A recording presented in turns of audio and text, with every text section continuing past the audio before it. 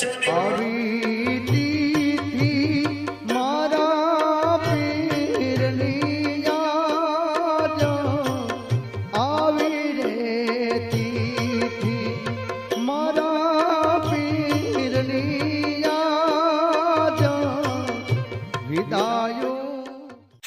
નમસ્કાર મિત્રો, સ્વાગત છે તમારું અમારી ચેનલ લોહંગ ટ્રાવેલમાં. મિત્રો, ગારિયાધારનું આપણે ઘરેણું કહી શકીએ એવા પરમ પૂજ્ય સંત શિરોમણી શ્રી વાલમપીર બાપાની 140મી પુણ્યતિથિ આગામી તારીખ 21/4/2026 રોજ આવી રહી છે.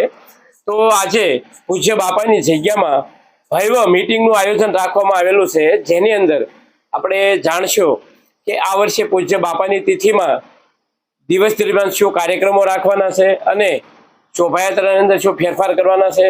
તો આવી તમામ પ્રકારની આજે આપણે જાણકારી મેળવવાના છીએ. તો જોડાઈ રહેજો વિડીયોમાં અને વિડીયોને પૂરેપૂરો જોજો, જેથી તમને પૂજ્ય બાપાની તિથિ વિશે સંપૂર્ણ જાણકારી મળે. સ્વાગત કરું છું. અને તો આપણે સ્વયં આજે મીટિંગમાં બહુની સંખ્યા એવું લાગે છે કે આ તિથિ સવારે ઉજવવા જઈ રહી છે. ત્યારે આપણે એક જે કોઈ મંડળ, જે કોઈ સ્ટોર ખાંડ કે બરફ જોતી એ પટેલવાડીથી ચિઠ્ઠી લઈ જાય, દર વખતે રાબેતા મુજબ લઈ જાય. હવે એક હમણાં જ એક આખા ગારિયાધારની અંદર ચર્ચાનો વિષય બન્યો, આપણે ખૂબ ગર્વ થયો અને ખૂબ નજીકના ભવિષ્યમાં મંજર હશે તો આ વર્ષે પણ આયોજન થઈ રહ્યું છે ને આયોજનના અનુરૂપે આપણે સૌ આજે એકત્રિત થયા છે. ત્યારે આપણી વચ્ચે પૂજ્ય વધુ બાબુ નથી અને આ એવી યાત્રા શોભાયાત્રા છે કે આજ સુધી એના માર્ગદર્શનમાં આપણે કામ કર્યું છે ને આ વર્ષે પૂજ્ય કેતન બાબુના માર્ગદર્શનમાં શોભાયાત્રાનું કામ થવા જઈ રહ્યું છે. દરેક વર્ષે શોભાયાત્રામાં વધારો થતો જાય અને એની સામે આયોજન પણ મોટું દર વર્ષે થતું જાય. એટલા માટે એ સુંદર, સારું, શ્રેષ્ઠ, ઉત્તમ કઈ રીતે આયોજન થાય એના અનુસંધાને દર વર્ષે આપણે મીટિંગનું આયોજન થતું હોય છે. ખૂબ મોટી યાત્રા હોય છે અને ખૂબ મોટી સંખ્યાની અંદર બધા ભક્તજનો, બાપાના અનુયાયીઓ અને આજુબાજુના તાલુકા અને ગામડાના લોકો અહીંયા સુધી એક દિવસ એવું આવે છે કે પૂજ્ય બાપાના દર્શન માટે અહીં સુધી એ લોકો આવતા હોય છે. આપણી જવાબદારી પણ થાય કે આપણા આંગણે પધારેલા સૌ આપણા મહેમાનો હોય અને પૂજ્ય બાપાની સુવાસ તો બધી જગ્યાએ પ્રસિદ્ધ હોય, પણ એને મોકો ક્યારેક મળતો હોય અહીંયા સુધી આવવા માટે. અને આ એક દિવસ એવો છે કે દિવસનો લાભ લે અને આપણા ગામ સુધી આપણા મહેમાન બનતા હોય. એટલે યાત્રાની અંદર એનું પણ મલાતું જળવાયેલું કામ આપણે કરવાનું હોય. એટલા માટે આ વ્યવસ્થાની મીટિંગ હોય. દર વર્ષની આ વર્ષે પણ સવારે 8 વાગે અહીંયા પૂજ્ય બાબા પાદુકા પૂજન થશે. 10 વાગે પટેલવાડીમાં બટુક ભોજન એની વ્યવસ્થા પણ ત્યાંથી થશે. બપોરે સૌને મહાપ્રસાદની અંદર આમંત્રણ અને 3 વાગે શોભાયાત્રાનો પ્રારંભ થશે. આ વખતે અલગ વ્યવસ્થા થોડી શોભાયાત્રાની કરવા માટે જઈ રહ્યા છે. દર વખતે અલગ અલગ જગ્યાએથી ટ્રેક્ટરો વચ્ચે આવતા હોય, ટ્રાફિકનું અડચણ થતું હોય, એટલી બધી સંખ્યામાં લોકો ઉભા હોય પૂરે ખાચરે અને વચ્ચેથી ટ્રેક્ટર નાખીએ છે ત્યારે થોડી અલગ વ્યવસ્થા જળવાય છે એવું બધાનું માનવું છે. એટલે આ વખતે જેટલા ટ્રેક્ટરો તૈયાર થાય છે એ બધા જ ટ્રેક્ટરોએ પટેલ મંડળ સર્વિસ અથવા પટેલવાડીમાંથી નંબર લેવાનો છે અને એ જ નંબર અને ક્રમ પ્રમાણે ટ્રેક્ટરો આપણે શોભાયાત્રાની લઈ જવાના છે.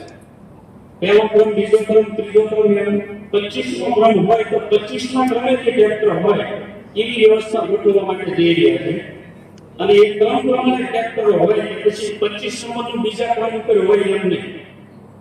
એટલે જેને ટ્રેક્ટરો દર વખતે લાવે છે શોભાયાત્રાની અંદર મૂકે છે એને એક કામ કરવાનું છે અને એ કામ જે છે એ 4 નામ પણ રીતે આપવામાં આવ્યું છે.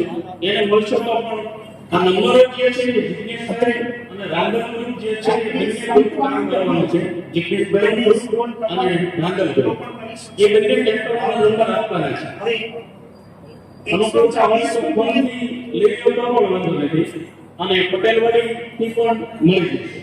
એટલે બધા જ ટ્રેક્ટરો ક્રમવાર નીકળે અને એ નંબર પ્રમાણે ચાલે એવી વ્યવસ્થા આ વખતે થોડીક ગોઠવવા માટે જઈ રહ્યા છીએ. આપણે બધાએ એમાં સાથ અને સહકાર આપવાનો છે જેથી કરીને ક્રમમાં ખ્યાલ આવે અને વ્યવસ્થાનો પણ થોડો ખ્યાલ આવે અને વ્યવસ્થા યોગ્ય સારી સુંદર અને વ્યવસ્થિત ગોઠવાય.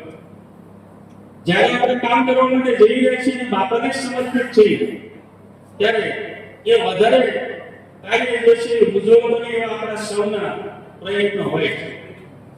સાંજના સમયે દર વખતની જેમ આ વખતે પણ સંતવાણીનો કાર્યક્રમ છે. સ્થળ જે છે એ તાલુકા શાળા છે. રાત્રે 10 વાગે તાલુકા શાળાની અંદર સંતવાણીનો કાર્યક્રમ ગોઠવાય છે. આપણે સૌએ એ સંતવાણીનો પણ લાભ લેવાનો છે. વધુમાં વધુ સંખ્યા આવે, વધુમાં વધુ લોકો જોડાય અને બધા જ લોકોની વ્યવસ્થા જળવાય એનું આપણી બધાની સિનિયરી વ્યવસ્થા થાય એ આપણી જવાબદારી છે. આપણે તો આ સાથે જોડાયેલા છીએ, આપણે સ્વયંસેવક પણ છીએ, બાપાના ભક્તો પણ છીએ અને બાપાને માનીએ પણ છીએ અને આપણે આ વ્યવસ્થાના ભાગ રૂપે આપણે પણ એમાંના એક વ્યક્તિ છીએ. તો આપણે જ્યાં ઉભા હોય જ્યાં સાથે ચાલતા હોય ત્યાં બીજાની વ્યવસ્થા જળવાય એવા પ્રયત્નો પણ આપણા હોવા જોઈએ. ઘણી વખત એવું બને કે ખૂબ વ્યવસ્થા અભીર થઈ જાય તો એ ભીડને કાબુમાં લઈને અજરી પડે ત્યારે આપણે બધા જો હાજર હોઈએ તો એવી વ્યવસ્થા ગોઠવીએ કે સરળતાથી દર્શન પણ થાય અને આપણી જે શોભાયાત્રાનો રૂટ છે એ ઝડપથી આગળ વધે અને સમય અનુરૂપ એ શોભાયાત્રાનો સમય પૂર્ણ થાય અને યોગ્ય સ્થાન પર પહોંચી જાય. ઘણી વખત એવું બને કે અડધો પોણો કલાક વધારે પડી જાય જે સ્થાન પર નથી ઉભું ત્યાં અને એને હિસાબે આ અવ્યવસ્થા ટ્રેક્ટરોની થોડી જળવાથી મોટી વ્યવસ્થા એટલે અવ્યવસ્થા છે જતું હતું એટલા માટે ક્રમ નંબર આપે છે ને એક જ ક્રમમાં ક્રમવાઇઝ ટ્રેક્ટરો નીકળે એવી વ્યવસ્થા અહીંથી ગોઠવવામાં આવી છે. એ વ્યવસ્થાને આપણે બધા એક સાથે જોડાઈશું સાથે અને એને આપણે સહજ સ્વીકારીશું અને પછી જો એમાં કઈ અલગ સુધાર તમારા પ્રત્યે હોય તો એ પણ સૂચન કરજો કે આવું નહીં પણ આવું કરવું તો વધારે અનુકૂળ રહે. તો એ વ્યવસ્થા જે છે એમાં ફેરફારને આવશ્યક છે.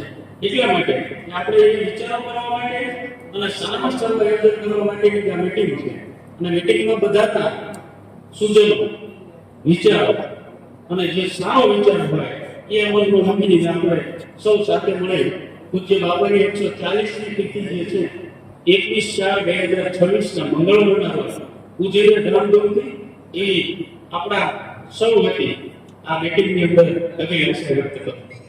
140મી પુણ્યતિથિ નિમિત્તે આજે આપણે સૌ અહીંયા મળ્યા છે. બાપા પ્રત્યેનો ભાવ અહીંયા આવ્યા છે ને એ સમજાઈ જાય છે કે અહીંયા આવ્યા એને બાપા પ્રત્યેનો ભાવ હોય તો જ આવે. એટલે ગામમાં કોઈ આયોજન કરવાની જરૂર નથી પણ એક જાગૃતિ લાવવાની જરૂર હતી એટલે મીટિંગ કરી હતી. બાપાની તિથિમાં કોઈ કામ નિષ્ફળ જાય એવું કલ્પના જ ન હોય. કોઈ આપણો ભાવ જાય તમારો ભાવ છે ગામનો ભાવ અને એકતા ક્યારે ધર્મ કાર્ય થાય તો ધર્મ કાર્ય સતત ચાલુ રાખે છે. આપણું ગામ જ એવું છે. બધા નાના મોટા કાર્યક્રમો જે તે મંદિરોમાં મસ્જિદોમાં બધી જગ્યાએ શરૂ હોય અને શરૂ રાખવો જોઈએ. શરૂ રહે તો જ એકતા આવે. એકતા કરવી હોય ને ગામની તો મુખ્ય વસ્તુ છે ધર્મ કાર્યથી થાય. બીજા કોઈ કાર્યથી નહીં થાય. તમે કલ્પના કરજો, વિચારી જાઓ કે એકતા કરવી છે કેમ થાય? નહીં થાય. ધર્મ કાર્યથી થાય છે. એટલે ધર્મ કાર્ય જેટલા ચાલુ રહે અને એમાં ઇન્વોલ્વમેન્ટ રહે ગામનું, બધા ગામના લોકો એમાં જોડાય ત્યારે એકતા રહે. એટલે તિથિના વિષય ઉપર બીજું કઈ વધારે કહેવું પડે એવું નથી હોય અને બધા પોતપોતાના કામ ઉપાડી લે છે. બાપા પ્રત્યેનો ભાવ જ ગામનો છે એટલે હું એનો અનુભવ કરું છું. આ ગામમાં ફરતો હોઉં તો લોકો જે મારા પ્રત્યેનો ભાવ હોય ને મને તરત ફીલ થાય, અનુભવ થાય કે કેટલું બાપા પ્રત્યેની શ્રદ્ધા છે. મને કોઈ નથી ઓળખતું, બાપાના પ્રતિનિધિ તરીકે મને માન મળતું હોય છે. હું તો એક નિમિત્ત હોઉં છું એમ. એટલે ખૂબ સારું છે. પણ હસનભાઈ આપણને મોરારી બાપુની વાત કરી. બાપુને અમે મળવા ગયા હતા. ખૂબ ઉતાવળમાં થયું એટલે જઈએ બધાને કહેવાનું નથી એટલે ચિંતા જવાનું થયું. પણ બાપુનો હકારાત્મક જવાબ હતો. હું આ નજીકથી એને વાત કરતો હતો. મેં બધી વાત નથી હતી. એટલે બાપુ ગમે ત્યારે કથા આપશે એ નક્કી જ છે. જો કે અમે 5-15 જણા કલ્પના કરીએ કે બાપુની કથા લેવી પણ આ આખું ગામ કલ્પના કરે ને બાપુની કથા આપણે લેવી ભગવાનને સમજવું પડે કે આને કથા આપો એટલે વારંવાર મગજ મારે તો આપ સૌને વિનંતી છે કે તમે બધા મનમાં ઈચ્છા વ્યક્ત કરો કે કાર્યધર્મમાં મોરારી બાપુની એક કથા થવી છે અને થશે. અને કથાનું માધ્યમ જ એવું છે કે આપણી એકતા વધારવાનું. મેં કીધું એમ ધર્મ કાર્ય શરૂ રહે ને તો જ ગામની એકતા રહે. એટલે આ કથાનું માધ્યમ એટલે જ વિચાર્યું અમે કે 8-9 દિવસનો ઉત્સાહ થાય. બધો સમાજ બધું જ્ઞાતિ જાતિના ભેદભાવ તો હોય જ નહીં હોતા ધર્મમાં, પણ બધા કામ એક થાય અને વધારે આગળ આપણું આમમાં ટકી રહે. એટલા માટે જ અમે આ વિચાર મૂક્યો હતો. વધારે વાત નહીં કરતા અસ્તુ જય ભારત.